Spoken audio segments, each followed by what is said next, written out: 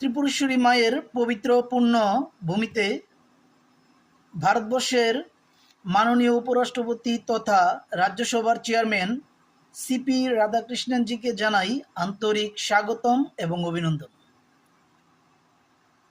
উপরাষ্ট্রপতি সিপি রাধাকৃষ্ণনজি বর্তমানে ত্রিপুরা 2 দিনের সফরে রয়েছেন।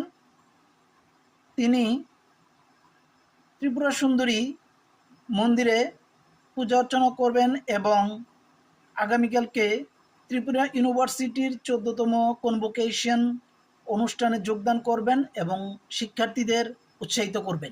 মাননীয় উপরাষ্ট্রপতি আগরতলা পৌঁছানোর পর প্রথমেই অ্যালবার্ট ইক্কা ওয়ার মেমোরিয়ালে যান এবং সেখানে পুষ্পস্তবক অর্পণ করে শহীদ সেনাদের প্রতি শ্রদ্ধা নিবেদন করেন এবং আগামীকালকে উনি দেখা করবেন ত্রিপুরা রাজ্যের সেলফ হেল্প গ্রুপের দিদিদের সঙ্গে।